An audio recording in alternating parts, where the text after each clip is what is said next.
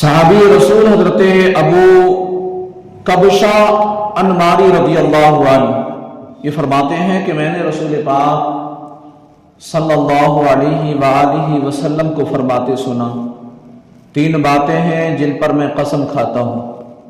بات توجہ کی ہے، توجہ رکھیے گا۔ فرماتے ہیں کہ رسول پاک صلی اللہ علیہ وسلم نے فرمایا تین باتیں ہیں میں جن میں قسم کھاتا ہوں، اور ایک حدیث پاک میں تو یہ فرمایا گیا کہ جو تمہارے سامنے میں بیان کرتا ہوں اسے یاد کر لو۔ اب جو آگے بڑی پیاری پیاری مبارک بات ارشاد فرمائی جا رہی ہے، میرے نبی پاک صلی اللہ علیہ وسلم نے حکم دیا کہ اسے یاد کر لو۔ نبی پاک صلی اللہ علیہ وسلم نے یاد کرنے کا حکم فرمایا۔ ظاہر ہے توجہ سے سنیں گے تو ہی یاد کر پائیں گے، لہذا خوب توجہ سے سنیے اور کوشش کیجیے کہ یاد بھی رہے۔ پہلے وہ تین باتیں جن پر مصطفیٰ کریم صلی اللہ علیہ وسلم نے قسم ارشاد فرمائی، ارشاد فرمایا ما نقص مال عبد من صدقہ،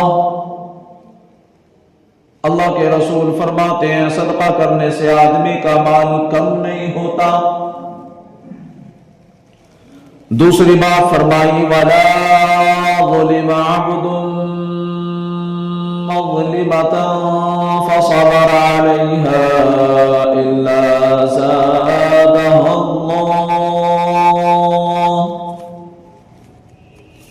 فرمایا جس بندے پر ظلم کیا جائے پھر وہ اس پر صبر کرے تو اللہ پاک اس کی عزت ہی بڑھاتا ہے۔ تیسری بات فرمائی وَلَا فَتَحَ عَبْدٌ بَابَ مَسْأَلَةٍ إِلَّا فَتَحَ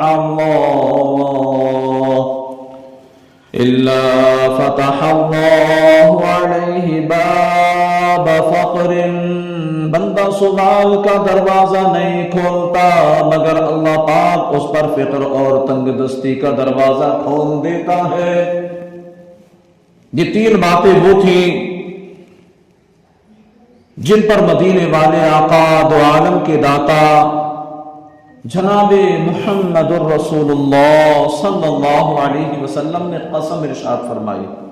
دوہرا لیتے ہیں تاکہ ہمیں یاد ہو جائے۔ پہلی بات، صدقہ مال کو کم نہیں کرتا، ذہن نشین کر لیں۔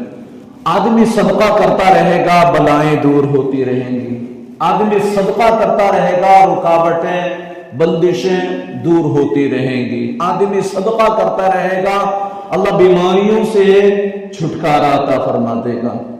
تو صدقہ مال کی بڑھوتری کا بھی ذریعہ ہے، بلاؤں کو دور کرنے کا بھی ذریعہ ہے، رب کی رحمت حاصل کرنے کا بھی ذریعہ ہے۔ تو فرمایا کہ صدقہ مال کو کم، زور سے بول دیں، نہیں کرتا، صدقہ مال کو کم نہیں کرتا۔ دوسرا، مظلوم اگر صبر کرے تو اللہ پاک اس کی عزت بڑھاتا ہے۔ جس پر ظلم کیا جائے وہ مظلوم اگر اللہ کی رضا کے لیے صبر کرتا ہے تو اللہ پاک اس صبر کا انعام دنیا میں بھی عطا فرماتا ہے، اور اس صبر کی بدولت اس کے درجات میں بلندیاں عطا فرماتا۔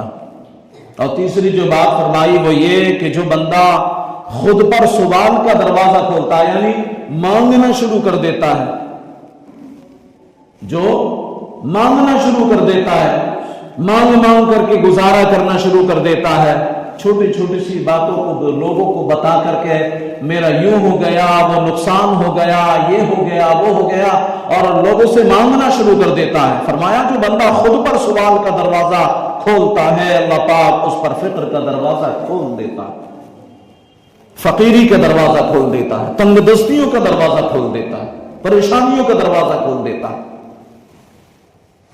اب وہ بات جو آپ صلی اللہ علیہ وسلم نے صحابہ کرام علیہ رضوان کو ارشاد فرمائی، یاد فرمایا،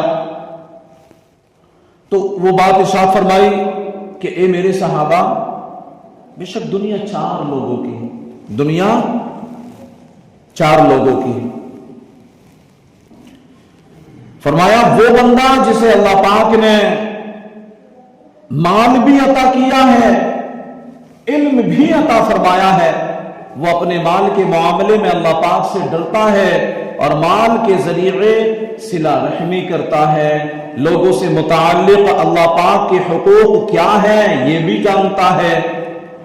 فرمایا اللہ کے رسول نے فَهَذَا بِأَفْضَلِ الْمَنَالِ منازلی، یعنی یہ بہت ہی افضل رتبے والا شخص ہے، یہ جس کے پاس مال بھی ہے، علم بھی ہے، اور پھر اس کے حقوق کو جانتا ہے اور وہاں پر حقوق کے مطابق اللہ کے حقوق ادا بھی کرتا ہے، اور حقوق العباد یعنی بندوں کے حقوق بھی ادا کرتا ہے، یہ سب سے افضل ہے بندہ۔ دوسرا وہ بندہ جسے اللہ پاک نے علم تو عطا فرمایا ہے، توجہ کریں، فرمایا وہ بندہ جسے اللہ پاک نے علم تو عطا فرمایا ہے مگر مال نہیں دیا، فَهُوَ صَادِقُ النِّيَّةِ، پس وہ سچی نیت والا ہے، کہتا ہے کاش میرے پاس بھی مال ہوتا تو میں فلاں مالدار عالم کی طرح عمل کرتا، یعنی جیسے مالدار عالم نیک کاموں میں مال خرچ کرتا ہے میں بھی یوں ہی کرتا۔ نیت کا یہاں پر سمرا فَهُوَ بِنِيَّةِ فَأَجْرُهُمَا سَوَاءٌ، پس یہ اپنی نیت پر ہے، ان دونوں کا ثواب ایک جیسا ہے۔ اللہ کے رسول فرماتے ہیں پس ان دونوں کا ثواب ایک جیسا ہے۔ اور تیسرا وہ بندہ جسے اللہ پاک نے مال تو عطا کیا مگر علم عطا نہیں فرمایا، وہ اپنے مال میں غلط ملت کرتا ہے، نہ اس بارے میں اللہ پاک سے ڈرتا ہے، نہ صلہ رحمی کرتا ہے، نہ یہ جانتا ہے کہ مال سے متعلق اللہ پاک کے حقوق کیا ہیں، فَهَذَا بِأَخْبَثِ الْمَنَازِلِ، یہ بدترین درجے میں ہے۔ اور چوتھے بندے کے تعلق سے اللہ کے رسول نے فرمایا کہ وہ بندہ جسے اللہ پاک نے نہ مال دیا نہ علم دیا، وہ کہتا ہے کاش میرے پاس مال ہوتا تو میں فلاں بے علم مالدار، یعنی جس کے پاس علم نہیں ہے اور مالدار ہے، کہ اس کی طرح فضولیات اور گناہوں پر کاموں میں خرچ کرتا، مزے لیتا، زندگی کو انجوائے کرتا اور یوں اپنی زندگی بسر کرتا، مال ہوتا میرے پاس تو۔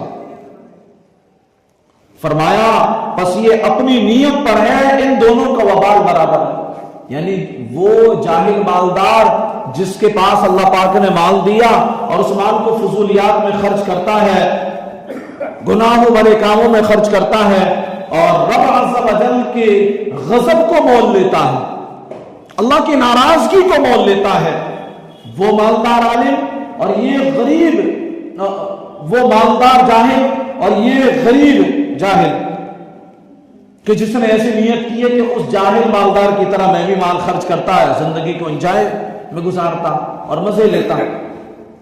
تو فرمایا دونوں برابر ہیں وبال میں، جہنم میں دونوں ایک ہی صف میں کھڑے ہوں گے۔ اور مسلمانوں غور فرمائیے کتنی جامع حدیث شریف ہے، ہمارے پیارے آقا مدینے والے مصطفیٰ صلی اللہ علیہ وسلم نے مختصر سے چند جملوں میں علم کے کیسے سمندر بند کر دیے۔ ہم میں سے ہر ایک چاہے وہ امیر ہے یا غریب ہے، عالم ہے یا جاہل ہے، امیر بننے کی خواب دیکھتا ہے یا غربت پر صبر کرتا ہے، غرض معاشرے کی ہر فرد کے لیے اس میں رہنمائی موجود ہے۔ سوچے، توجہ کریں، بہت رہنمائی اس میں موجود ہے۔ سبحان اللہ، کیا شان ہے مصطفیٰ کریم صلی اللہ علیہ وسلم کی مختصر جملوں میں سب ہی کی ایسی رہنمائی فرما دی کہ دنیا اور آخرت کے لیے کافی ہے۔ پھر ہم کیوں نہ کہیں میں نے سائے تیرے کلام پر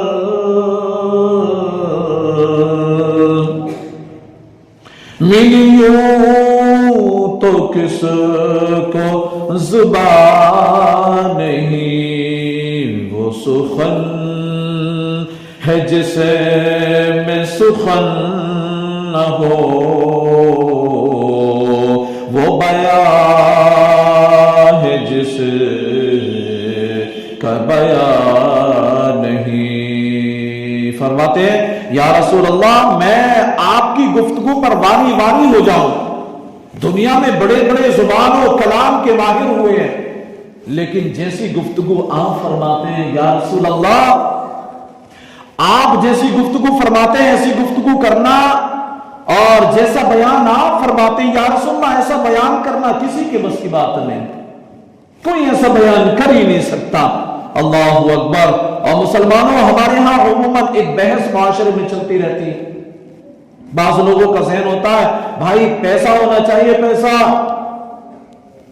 پیسے کے بغیر زندگی ادھوری ہے، پیسے کے بغیر زندگی نہیں ہے۔ بعض جو مذہبی ذہن کے لوگ ہوتے ہیں وہ کہتے ہیں پیسے میں رکھا کیا ہے، نہیں کیا رکھا ہے پیسے میں، یہ تو ہاتھ پیر کا میل ہے۔ اور بعض دفعہ یہ سوال بھی ذہنوں میں اٹھتا ہے امیر زیادہ فضیلت والا ہے یا غریب زیادہ فضیلت والا ہے؟ ہمارے تمہارے ذہنوں میں بھی سوال آتا ہوگا، امیر زیادہ فضیلت والا ہے یا غریب زیادہ فضیلت والا ہے؟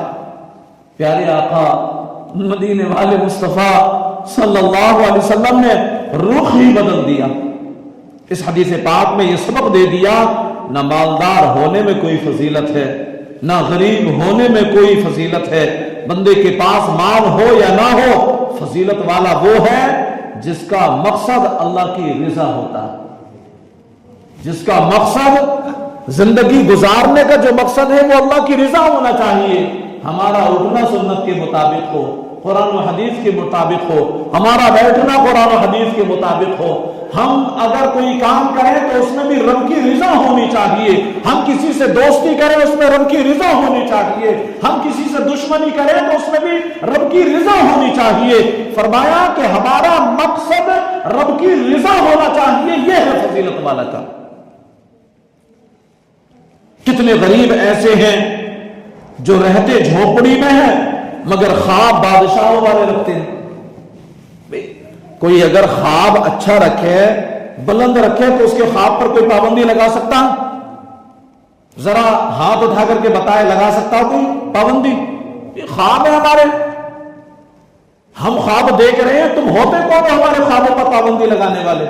ہماری سوچ ہے، سوچ پہ پابندی نہیں لگائی جا سکتی۔ تو بادشاہ والے خواب رکھتے ہیں، جھونپڑی میں رہنے والے کتنے امیر ایسے ہیں رہتے تو کوٹھیوں اور بنگلوں میں رہنے والے، مگر دل اللہ پاک کی محبت سے بھرے ہوتے، ان کے دلوں میں اللہ کی محبت کوٹ کوٹ کے بھری ہوتی ہے۔ لہذا نہ تو مالدار ہونے میں کوئی فضیلت ہے، نہ غریب ہونے میں کوئی عیب ہے، خوش نصیب وہ ہے جو اللہ پاک کی عطا پر راضی اور اس کی رضا کا طلبگار ہو، وہ خوش نصیب ہے۔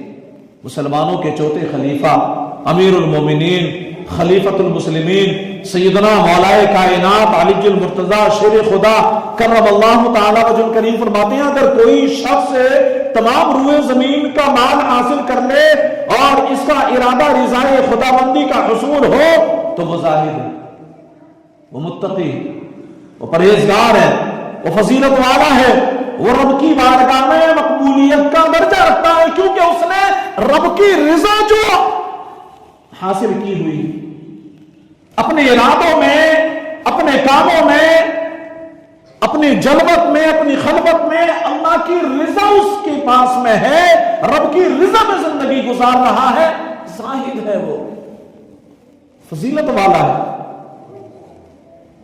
اور اگر سارا مال چھوڑ دے، سارا مال لٹا دے لیکن رضا الہی مقصود نہ ہو، یعنی اگر کوئی جو ہے نا اپنے آفس کے گیٹ کے سامنے لمبی قطار لگا دے، پورے نگریہ عاقل کو دعوت دے دے کہ میں تم کو خیرات بانٹوں گا، چلو آ جاؤ جلدی، 50,000 روپے میری طرف سے تم کو گفٹ رہیں گے، لیکن یہ کرنے کی جو نیت ہے اس کی نا وہ یہ ہے کہ یہ نگریہ عاقل والے کہیں گے کتنا بڑا سخی آدمی ہے یار، کیا جگرا رکھنے والا ہے. رب کی رضا مقصود نہیں ہے یہاں پر، واہ واہ ہی یہاں پر مقصود ہے. بڑپن، اپنے آپ کو بڑا کہلانا یا مقصود ہے. تو وہ متقی نہیں ہو سکتا، نہیں ہو سکتا متقی. وہ چاہے کروڑوں روپے بانٹ دے، اربوں خربوں روپے لٹا دے، جتنا مال ہے سب لٹا دے، رضا الہی مقصود نہیں تو وہ زاہد نہیں ہو سکتا. تو فرماتے ہیں اگر کوئی شخص تمام روئے زمین کا مال حاصل کرے، اس کا ارادہ رضا الہی ہے تو وہ زاہد ہے، اور اگر سارا مال چھوڑ دے لیکن رضا الہی مقصود نہ ہو تو وہ زاہد نہیں ہو سکتا، وہ فضیلت والا نہیں ہو سکتا. اور مسلمانوں اس حدیث پاک میں غور فرمائیے، رسول گرامی وقار صلی اللہ علیہ وسلم نے لوگوں کی 4 قسمیں بیان فرمائی. مالدار عالم، غریب عالم، بے علم مالدار اور بے علم غریب، 4 لوگوں کی کیٹیگریاں بیان فرمائی.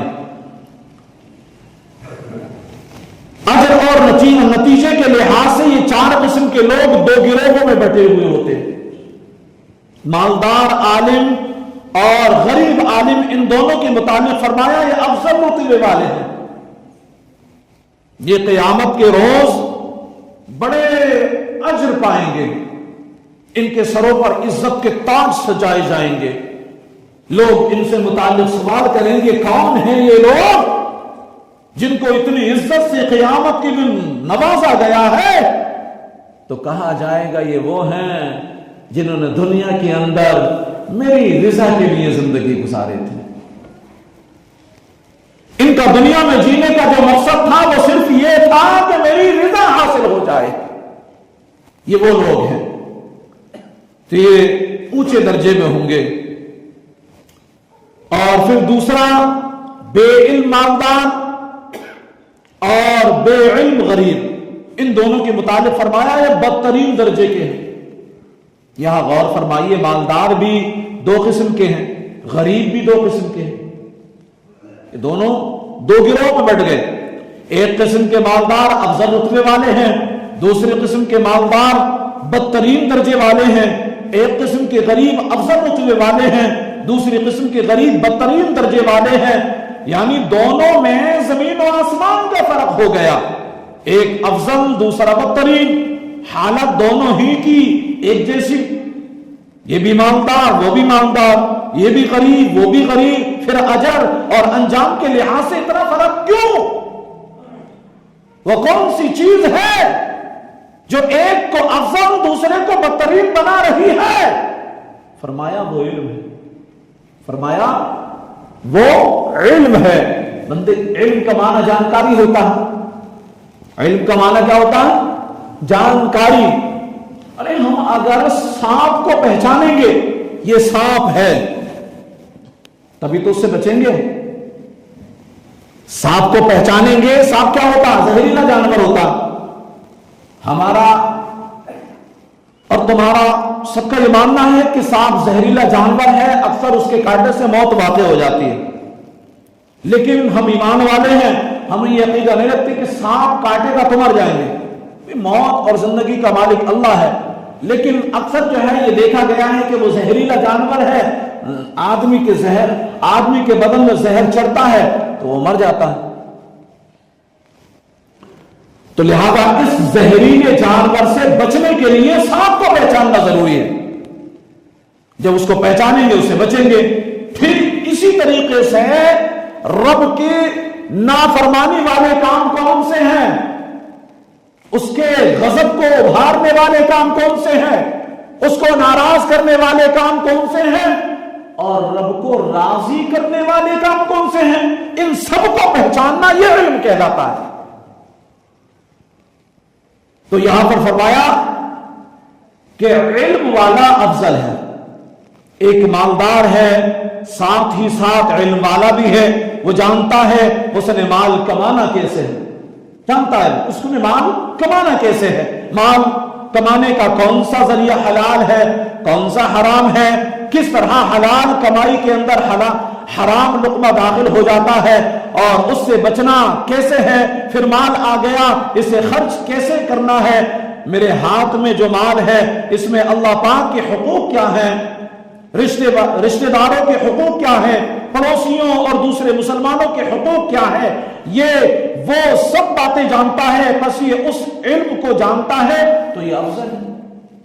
ان تمام چیزوں میں حرام و حلال کی تمیز کرنا، حقوق کی تمیز کرنا، ان تمام چیزوں کو جاننے کے بعد اس کو خرچ کرنا تو یہ افضل ہو گیا، رب کی بارگاہ میں مقبولیت حاصل کرنے والا ہو گیا، اللہ کی بارگاہ میں یہ فضیلت والا شخص ہے۔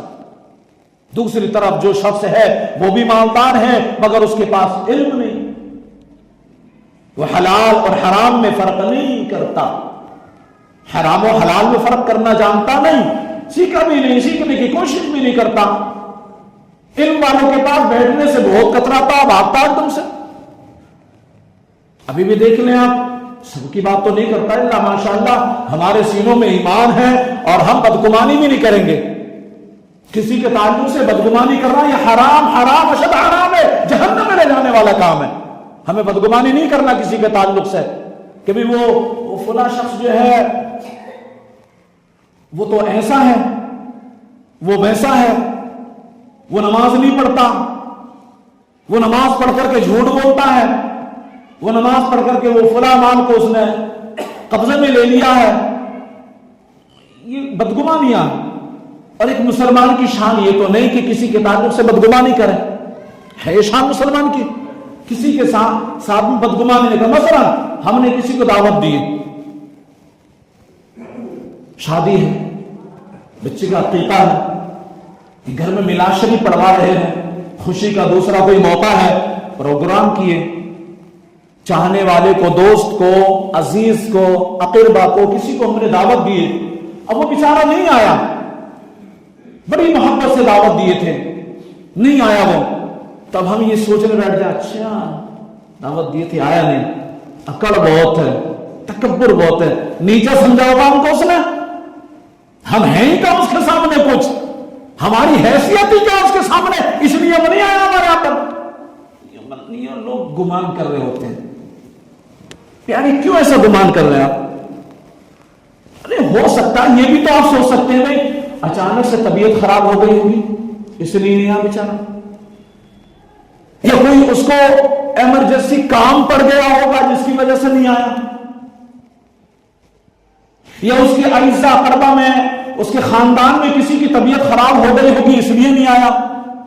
ارے سوچنے کے بہت سارے طریقے ہیں نا، ہم بدگمانی کیوں کرتے ہیں؟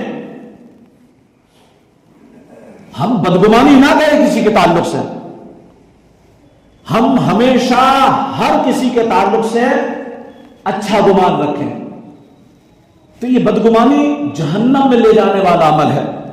ایک مسلمان کی شان نہیں کہ کسی کے تعلق سے بدگمانی کرے۔